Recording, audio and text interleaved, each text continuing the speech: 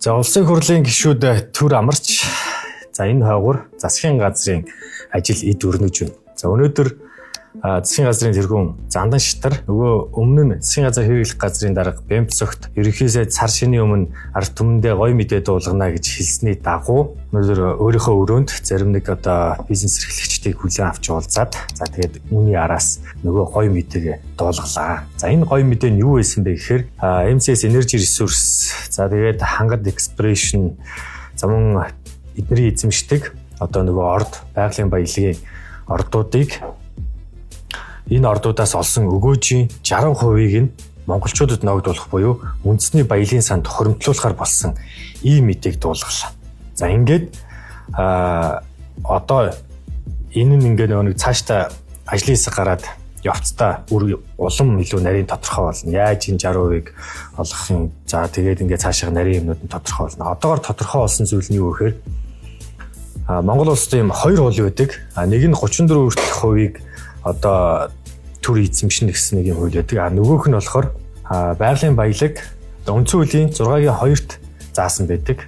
За стратегийн ач холбогдол бүхий ашигт мултмлын ордыг ашиглахдаа байгалийн баялаг ард түмний мэдлэлд байх зарчимд нийцүүлээд за түүний үр өгөөжийн дийлэнх нь ард түмэнд ногдож байх ийм эрх зүйн үндсийг хуулиар тогтооно гэдэг.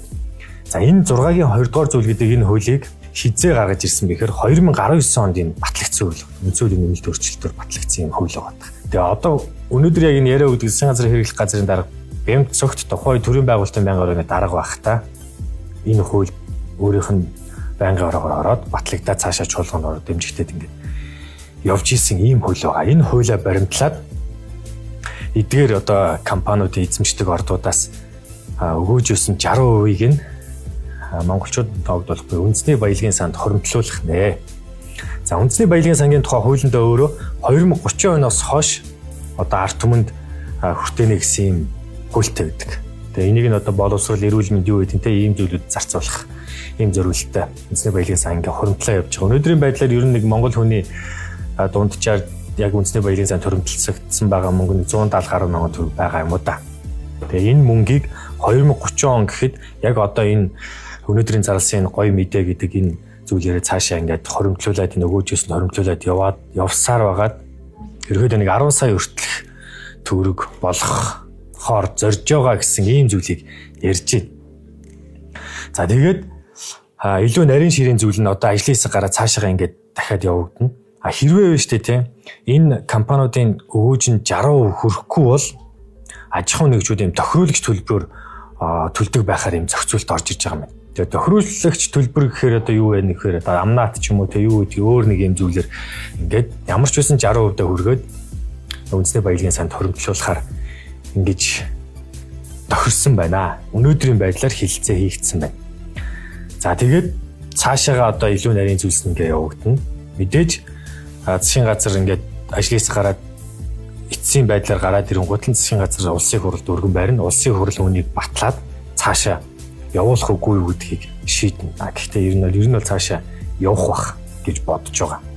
Тэгээд нэг зүйл нь юу байсан бэхээр ард түмэн гоё мэдээ дуулгана гэсэн чинь бэлэн мөнгө тараах гэж байгаа юм болов яах гэж байгаа юм бол гээл те янз бүрийн нэг юм ер нь нэг бэлэн мөнгөтэй холбоотой зүйл бодож ирсэн. Гэхдээ тэр биш юм байна. Үндэсний баялагын санд хоримтлуулъя гэж байгаа юм байна.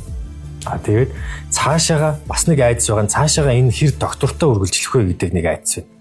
Засгийн газар манай улсад хэд солигддог үлээ те 4 жилийн хугацаанд хичнээн засгийн газар солигддог үлээ. Цаашаага энэ засгийн газар доктортой байх уу? Монгол ардын нам ирэх барих уу? Үгүй юу те 28 оны сонгуул юу юугүй 2 жилийн дараа боллоо. Ерөнхийлөгчийн сонгуул жилийн дараа боллоо. Ингээд цаашаага засаг төрөнд доктортой байх уу? Энэ үндэсний баялагын сан цаашаага ингээд доктортой байх уу? Үгүй юу гэдэг нэг айдас байна. 2030 онд гэхэд энэ нь өөрөө байхгүй болчихсон.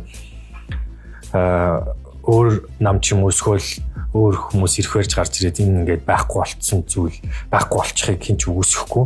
Тэгэхээр доктортой байх хамгийн номер 1 зүйл болоод байгаа. Тэгээ мэдээж 30 он хүртэл ингээд алсын арга тодорхойлцсон байгаа бид үндэсний баялагын сан гэдэг энэ шиг хоримтлуулна гэдэг. За нэг иймэрхүү зүйлийг өнөөдөр ерөнхий сайд засгийн газар зарлалаа. Аж ахуйн нэгжүүд MCS-ийн од жаргал захирал тухайлбал те энэ одоо сүүлийн үед ингээ гараад байгаа уулуурхай төрсэн энэ улс төрийг хил амыг дарахын тулд ерөөхдөө юм зөвшөлтслийг хийх төрлөө гэдэг ч юм уу те. Ингээд илүү өөрөөгөөжийг арт түмэн одоо хүртээсэ гэсэнтэй бидний зүгээс энийг хүлээн зөвшөөрөө цаашаа явахаар боллоо гэсэн зүйлүүдийг ярьж байгаа. Тэгээ энд нөгөө нэг MCS-ийн ордууд байгаа. За тэгээ Эрдэнтийн нөгөө нэг үүсмэл ордоос овоолгоос ашиг олдог юм компани байгаад байгаа. Тэгээ нэг иймэрхүү зүйлүүд байна. Тэгээ цаашаага яаж үргэлжлэхийг нь хэдүүлээ сайн ингээд хараад анзаараад явж байх нь чухлаа гэж. За ямар тач ингээд 2030 хүртэл хэрвээ энэ цаашаа батлагтай явах бол бидний үндэсний баялагын санд тодорхой хэмжээний мөнгө жил болгоо ингээд хоримтлагдаад 2030 он гэхэд бас нэг хэдэн төгрөгтэй болох нэ гэж үзэж байна. За тэгсэн чинь нөгөө талд Монгол улс авилгын индексээр 8 байр ухаржээ. 10 дээр байсан. Гэтэл 120 рүү 8 байр ухарсан байна. За ер нь ингээд сүүлийн үед ингээд хараад хахад авилгын индексээр ингээд ер нь байнгын хойшоо ухарч идэг. За өнгөрсөн жил нэг байрандаа үлдсэн 114 дугаар байранд үлдсэн. Тэгээ энэ жил 8 байраар ухарч байна. Transparency International одоо гэдэг байгууллагаас нэг 8 одоо хүчин зүйлээр тулгуурлаад 100 оноо өгдөг.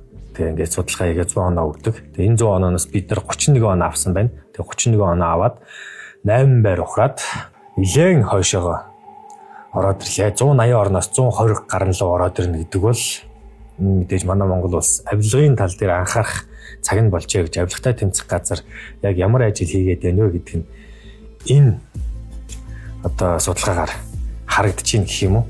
За нэг иймэрхүү мэдээлэл байна. Тэгээ ман засагласан сүүлийн жилүүдэд Монгол улс авилгын индексээр 34 байраар орсон байна шүү.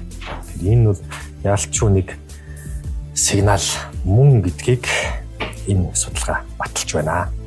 Тэгсэн хэд хэдэн холбогдох юм шүүх хурлууд үргэлжлээд байгаа. Тухайлбал юу гэхээр одоо Зандагүгийн их болд Б-ийн хамгаалалттай тухайн үед сайд байсан энэ хүмүүс өнгөрсөн жил уг нь хэрэгэн шийдэгдсэн. Тэгээд нийтийн албанд томилогдох хугацааг нь 5 жилээр хасаад тус бүр ингээд мөнгөнд оргуул оногдуулаад шүүхийг шийдвэр гаргасан. Гэтэл ингээд давзаалдах шатны шүүх үнийг нь дахиж хянилцаад бодит байдалтай нийцээгүй гэдэг ч юм уу те. Ингээд нэг дүгнэлтүүд бас яг ингээд тийм үнд нийцээгүй байна гэсэн шалтгаанаар дахиад ингээд авч хилцэж байгаа. Энэ шүүх 3 дахь өдрөө үргэлжилж байна. Тэгээ анхан шатны шүүхийн тогтоолыг хүчингүй болгоод шийдвэрлээд хэргийг ингээд дахин хилцээд явж байгаа энэ шүүх үргэлжилж байна. Нөгөө талд Хөгжлийн банкны их тодтолтой ергийн зарим нэг хүмүүсийн шүүх хурл үргэлжилж байгаа. Энд нөгөө нэг ерхий зайдсан одоо улсын хурлын гишүүн Норвегийн алтан хувийг дөрөвтэй хүмүүс байгаад байгаа. Уг нь цагаатсан. Гэхдээ дээд шүүхээс анхан болон давзаалтах шатны шүүхийн шийдвэрийг одоо хэргийн бодит байдалтай нийцээг өгч үзээд 26 онд хэргийг хэрэгсэхгүй болгоод анх шатны шүүхийн шийдвэр хүчингүй болгоцсон. Тэгээ ингээд дахиад хилцэж байгаа. Өнөөдөр уг нь шүүх хурлын товтой байсан. Гэтэл яг энэ Хөгжлийн банкны талаас оролцож байгаа хэдэн хүмүүсийн өмгөөлөгч нөгөө нэг шүүх хурал давхцсан учраас хойшлуулж өгөөч гэдэг хүсэл тавиад за үүнийг нь шүүх хилцээд хойшлуулах шийдвэр гаргаад 3 дугаар сарын 2 хүртэл хойшлуулжээ. За нэг иймэрхүү зүйлүүд ер нь Монголын улс төрд одоогийн байдлаар өрнөж байна. Тэгээ улсын хурлын одоо хаврын чуулган эхлээд илүү их улс төр буцлах сурагтай байгаад байна. Зарим нэг хүмүүсийг одоо хуулийн хариуцлага хүлээлгэх ийм яриа явагдаж байна. За тэгээ зарим нэг нь хүчтэй эргийн эрэлт хийх ийм сураг дуулж байна. Тэгээд хаврын чуулган эхлэхээр улам улс төр буцлах бах. Одоогийн байдлаар засгийн газар болон улсын хурлын дарга нар өөр өөрсдийнхээ ажлыг явж байна. Улсын хурлын дарга Оросд Евразийн хэлэлцээрийн одоо даргалагч сайттай уулзалт хийгээд явж байгаа ийм өдрөд үргэлжилж байна. За анхаарал хандуулсанд баярлалаа.